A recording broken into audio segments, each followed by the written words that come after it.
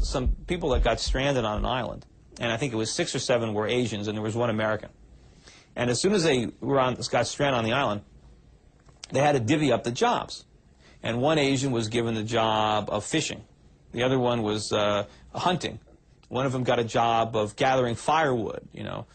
So they all had jobs, and the American was assigned the job of eating. And so at the end of the day, they would all gather around and prepare this feast, and the American would sit there and eat it. And he wouldn't eat it all. He'd leave just enough crumbs so he can give it to the 6 Asians so they can go on and repeat it again tomorrow. Spend all day preparing a meal for the American to eat. And now the way modern economists would look at it, they would say, well, this American is vital to the whole island economy. Without him, nobody would have to fish, nobody would have to hunt, nobody would have to gather firewood. I mean, he's creating all this employment on the island. But the reality is, every Asian on an island, his lot in life would be dramatically improved if they kicked the American off the island. Because now they'd have a lot more to eat. Or maybe they wouldn't have to spend all day hunting and fishing, and they can, you know, they can lie on the beach a little bit.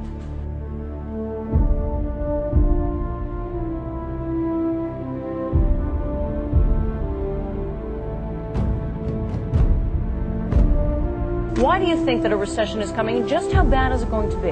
I think it's going to be pretty bad, and whether it starts in 07 or 08, I think, is immaterial. And I also think it's going to last not just for quarters, but for years. And what's going to happen in 2007 is a lot of these artificially low ARM payments are going to be reset upward.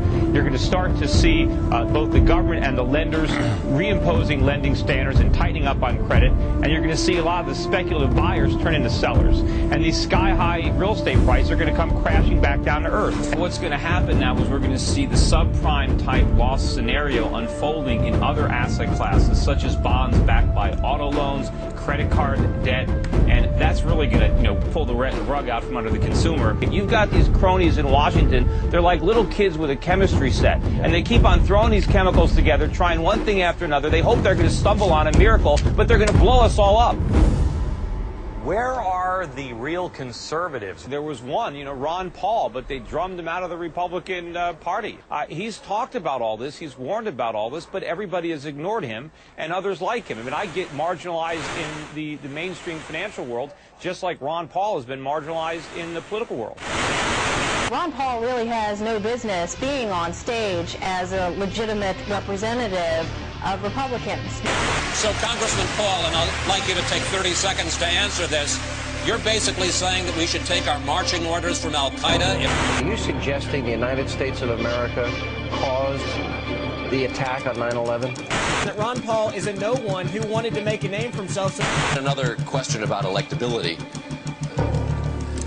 Do you have any, sir? There's always the question as to whether or not you... When we make a mistake, it is the obligation of the people through their representatives to correct the mistake, not to continue the mistake. And that's what we do on the floor of the Senate? No, we've dug a hole for ourselves, and we've dug a hole for our party. We're losing elections, and we're going down next year if we don't change it. We're going down next year if we don't change it.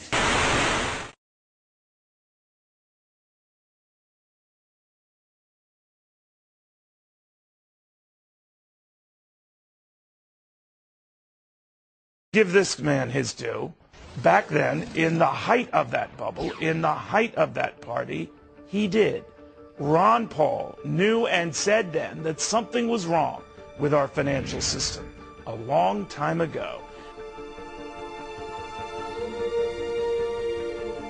Madam Speaker, I rise in strong opposition to this bill because it won't solve our problem.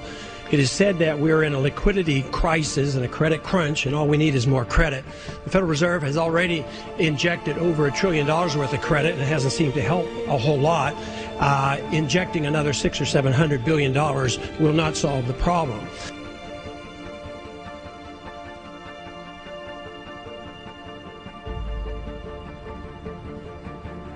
Ron Paul is probably the only politician who is out there now saying, stop all of this spending, all of this spending. David, we have a deficit now of $53 trillion.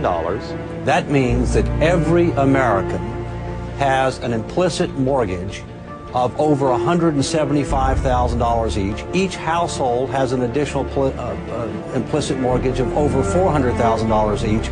But unlike a typical mortgage, there's no house to back this.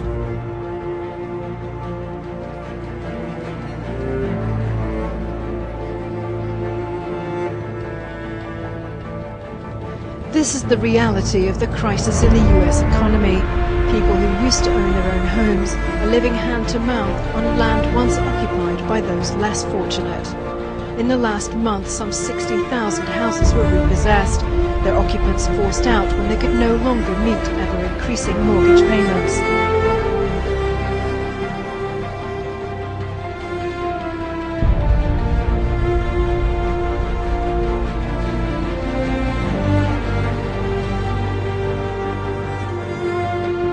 Foreign governments are buying strategically critical American assets and at an alarming rate. Foreign governments, including Communist China, have launched 20 new investment funds since 2000, holding an estimated $2.5 trillion.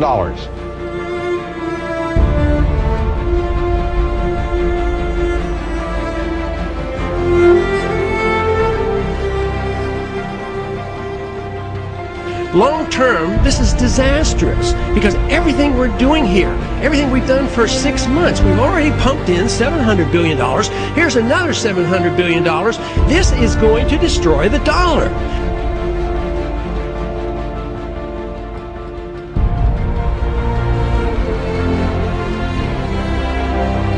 The Constitution was written very precisely to restrain the power and force of government and to protect the liberties of each and every one of us.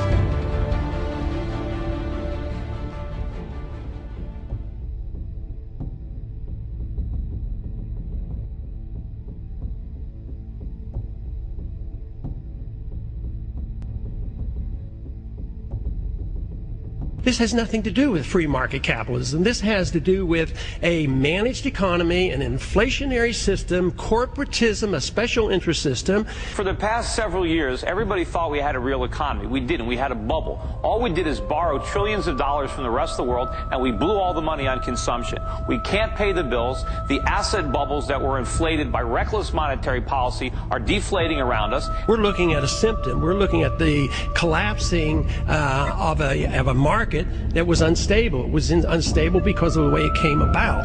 It came about because of a monopoly control of money and credit by the Federal Reserve System, and that is a natural consequence of what happens when a Federal Reserve System creates too much credit. This wasn't created by the free market. All this excess leverage is there because of the government. It's there because of the Fed. They did this. They infected us with this disease. The fact that all these companies are now dying. How did they make Wells Fargo make stupid home equity loans? What they did is they provided Wells Fargo and all these companies with free money, and they let them go out and leverage it up. And it's like, I use the analogy, if a kindergarten school teacher leaves the classroom and passes out pixie sticks and soda pop, and then leaves the classroom, and she comes back and the kindergartners have wrecked the place, who do you blame? Where do you draw the line with our money? It is not your money. In fact, It is taxpayers' money. We'll get it passed. I came back and suspended my campaign. Mr. President, I've received 91,000 phone calls and emails from California. 85,000 of them opposed to this measure. I think if we really do care about the livelihood of our constituents, there's only one vote, and it is yes. But in the end of the day, there's no real separation between Wall Street and Main Street. There's only the road we're traveling on as Americans. I urge my colleagues to join me in supporting this important legislation. And it comes down to one word: jobs. Jobs, so we can create jobs in our country. People have to know that this isn't about a bailout of Wall Street. We look forward to working closely with Congress to resolve this financial crisis. So I propose that the federal government reduce the risk posed by these troubled assets and supply urgently needed money so banks and other financial institutions can avoid collapse and resume lending.